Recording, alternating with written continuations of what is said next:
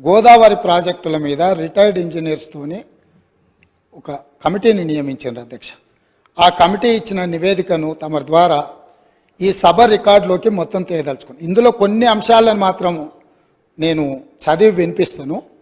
ఆనాటి పత్రికలలో వచ్చిన వార్తలను కూడా నేను చదివి వినిపిస్తాను కొంతమేరకు. ఈ మొత్తం రికార్డును నేను సభలో రికార్డు ప్లే చేయదలుచుకున్నాను. నేను ఈ చదివి వినిపించిన తర్వాత ఈ టోటల్ రికార్డు సభ దీంట్లోకి తీసుకోవాల్సిందిగా తమరి నేను విజ్ఞప్తి చేస్తున్నాను అధ్యక్ష.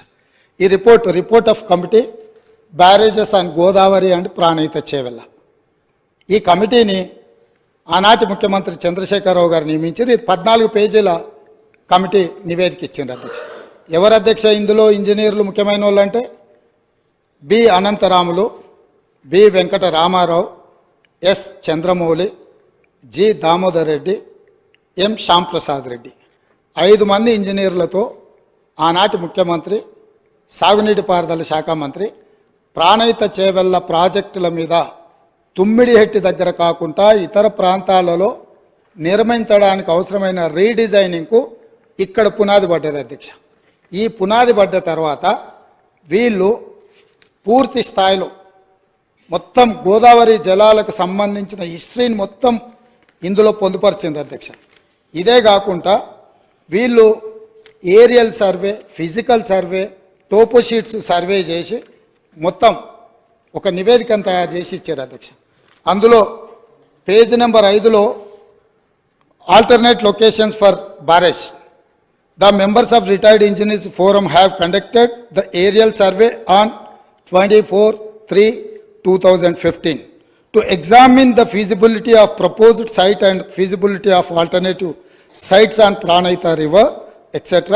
After detailed toposheet study and as per site plans, the following alternative are proposed. అంటే మేము అన్ని రకాలుగా టోపోషీట్లను కానీ ఏరియల్ సర్వేలు చేసి వీటన్నిటిని ఆధారంగా ప్రభుత్వానికి మేము నివేదికలు ఇస్తున్నామని చెప్పి. అంతకంటే ముందు అధ్యక్ష పదే గత ప్రభుత్వం ఏం ప్రయత్నం చేయలే. ఉమ్మడి రాష్ట్రంలో తెలంగాణకు తీరని అన్యాయం చేసినారు. ఆనాటి ముఖ్యమంత్రులు ఏం పని చేయలేదని వారు ఏదైతే మంత్రి గారు ఆరోపణలు చేస్తున్నారో వీళ్ళు నియమించిన రిటైర్డ్ ఇంజనీర్లు పొందుపరిచిన అంశాలను కొన్నిటిని ఉమ్మడి రాష్ట్రంలో జరిగిన ప్రయత్నాలను కూడా ఈ సభ ద్వారా తెలంగాణ సమాజానికి నేను చెప్పదలుచుకున్నాను అధ్యక్ష.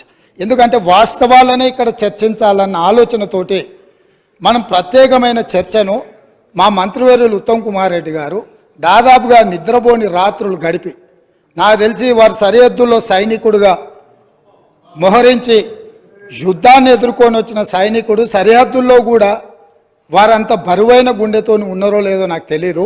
వీటిని వారు రోజుల కొద్దీ ఈ తెలంగాణ ప్రాజెక్టుల మీద జరుగుతున్న పరిణామాల మీద చూసి బరువెక్కిన గుండెతోని కొన్ని వాస్తవాలను ఈ సభ దృష్టికి తీసుకొచ్చే ప్రయత్నం చేస్తే జరిగిన తప్పులను వారు చేసినందుకు తెలంగాణ సమాజానికి క్షమాపణ చెప్పడం ద్వారా మంత్రి గారిని అభినందించి భవిష్యత్తులో ఎట్లా ముందుకెళ్దామని వారు కొన్ని సూచనలు చేస్తుంటే సమాజం వారిని కొంతమేరకైనా వారిని అభినందిస్తుండే.